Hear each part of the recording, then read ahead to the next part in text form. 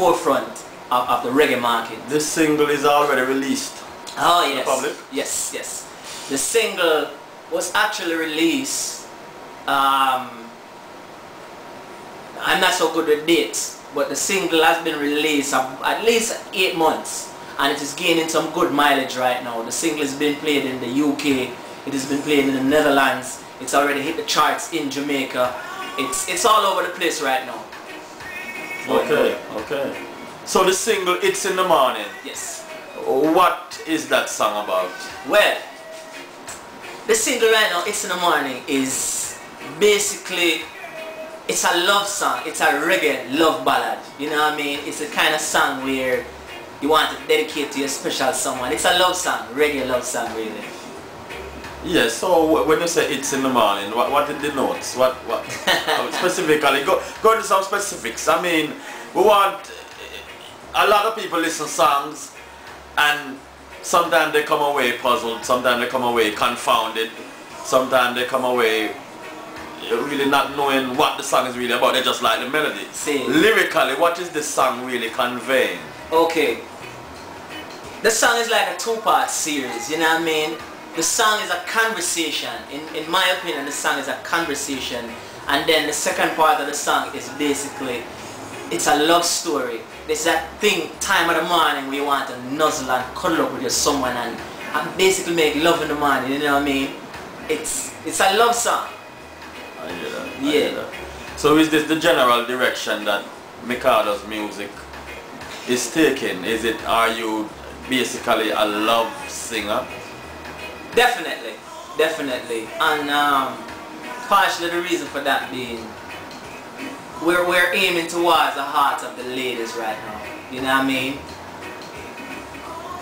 I'm seeing where women are saying that they're not getting the love stories anymore. Like back in the day, you know, with my grandparents and my parents, where a guy meet a girl and thing, and it used to be about roses and you have to meet their parents and that kind of thing, you know what I mean? They say that don't exist anymore. So me now, I have to come in right now and help out myself and my fellow brothers right now to say, listen, it does exist. It is still here. We are here. Love is still around, man. I wonder if you're trying to help out the brothers or you're trying to steal from the brothers. No. We can't steal from the brothers because right now, the love is here for all of us. And I know it's not just me. I know there are many brothers out there right now who share the same sentiments and are probably just looking for a way to convey such a message. And that is my duty. So you're trying to make hearts or you're trying to break hearts? I'm trying to make hearts, man. I'm trying to bring love together. Make hearts, not break them. Never. Sound good. Yes, Sound good. see. So generally speaking, on this album, Yes. just Mechado. Yes.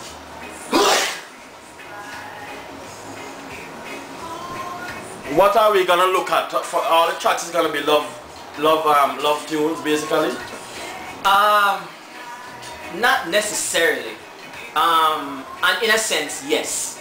Because what is going on with the album and the music that Mechado is making, and with the help of a fantastic group of people I'm working with at 690 Entertainment right now, is that we're trying to bring back music to what it used to be. The great Robert Nesta Marley, you know what I mean? Great love songs, reggae.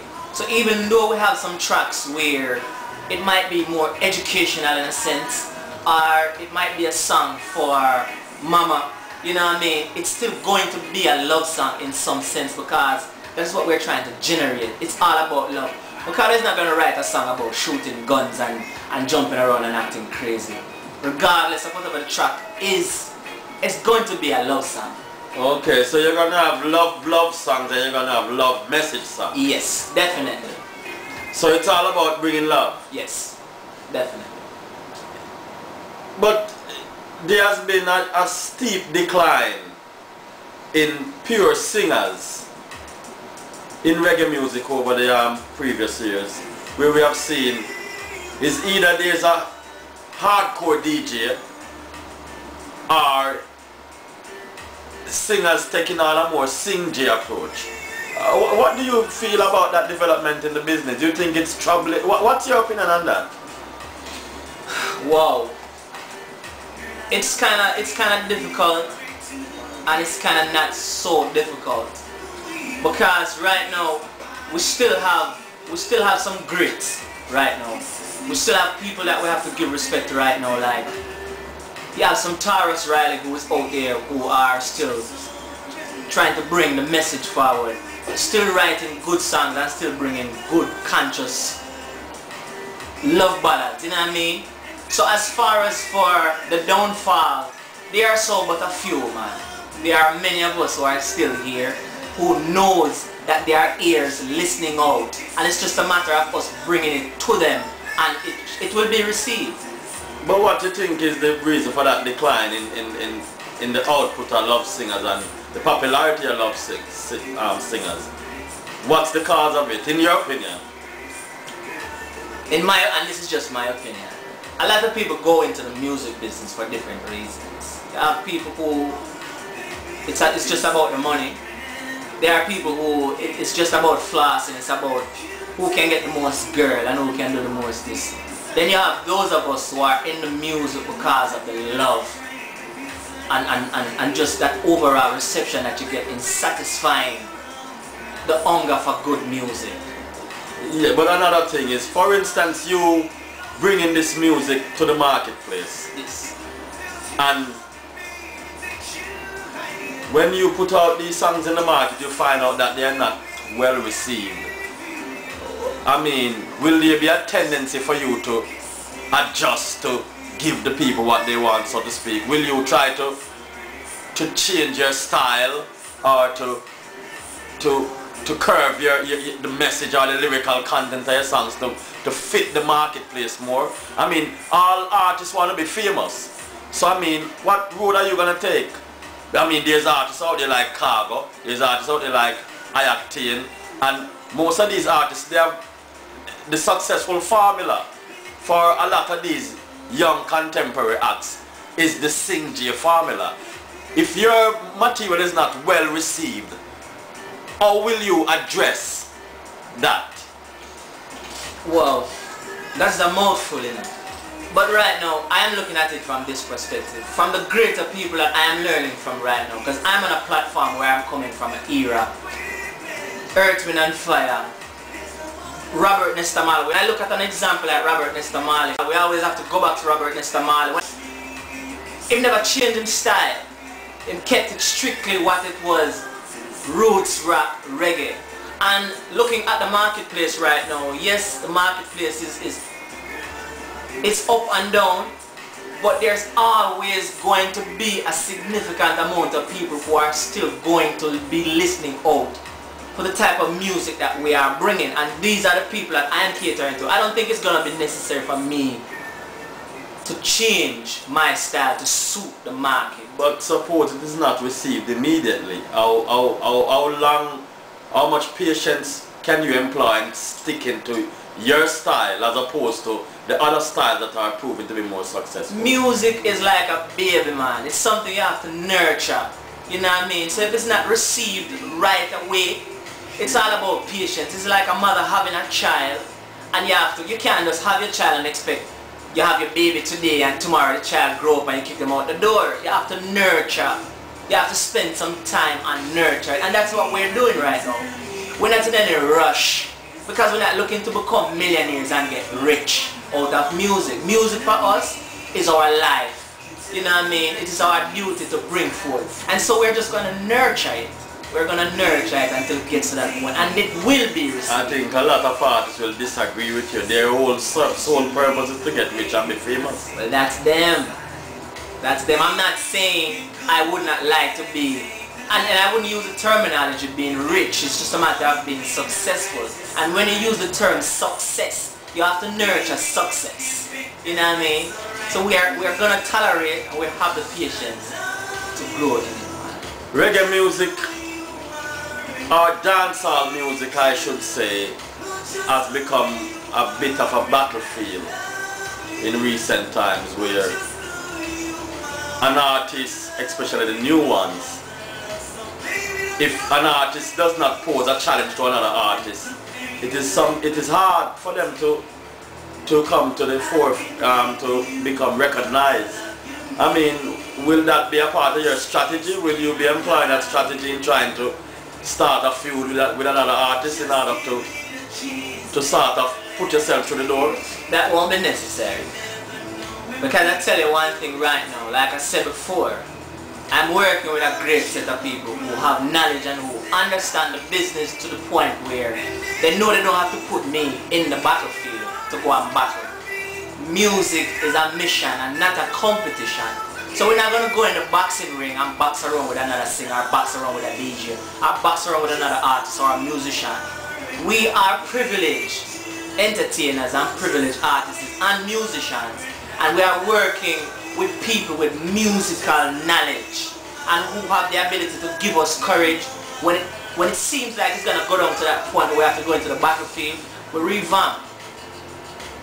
You know what I mean? So it doesn't become necessary for us to go into the battlefield and battle with anyone. Alright, we talk a little bit more about you, Mechado, because we kind of, not say went off track, but was exploring some wider areas in the business that's going on in the business.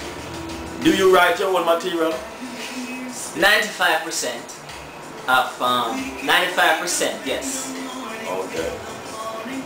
And how long have you been professionally engaged in the field of music? Wow. I would say at least over the past 15 years. Because I started out as a resident artist in Jamaica and did the cabaret shows and the weddings and the birthdays, but as a matter of fact, doing studio recordings, this is 2011, and when I started doing studio recording professionally, it was only about 8 months ago, so that was in 2010. So what attributed to that vast gap in you leaving from being like a basically cabaret act to recording? What contributed to that vast gap? Why you started recording so late? Professionally recording so late in this stage of your career? It was basically having the means. And when I say having the means, not that they are not recording studios in Jamaica, but we're quite busy with just working as a cabaret artist and working as a resident artist. That is how we used to put food on the table.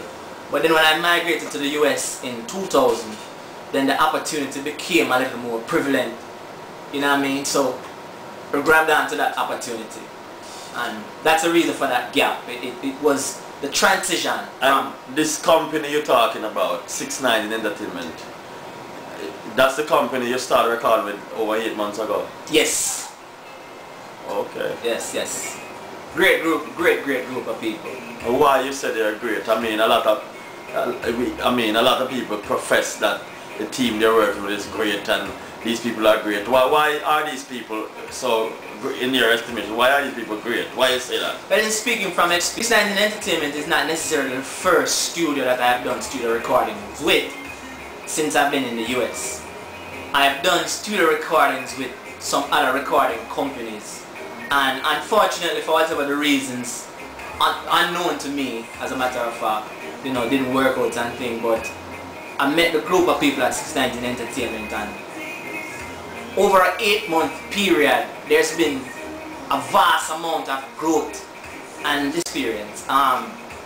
This is the reason I can come forth and say that, you know, they're a great group of people, because the time I spent in previous studio and got nothing out of it, in a short period of time that I've been with 6ix9ine Entertainment, I can see growth. And basically that's my reason for saying that. So you don't quarrel and fight with these people you're working with from time to time? Everybody quarrel, man. Fathers and sons and mothers and daughters quarrel. But we don't necessarily quarrel. We disagree to agree and agree to disagree. We have a little differences here and there, but you know what I'm saying? Maturity. Where is this company based? This is in Philadelphia. Based in Philadelphia. Okay. Alright, so what is the plan for what plan does this company have for you in the immediate future? The single is out already, I get to understand. Is there a video out? Yes. For the single? Yes, the video came out for the single. It's in the morning in April. April of 2011, which is the year that we're in. This single is a derivative from another song, is it? Partially. Partially it is. I think I've heard this song before somewhere. Is it? Who's the original? Well, the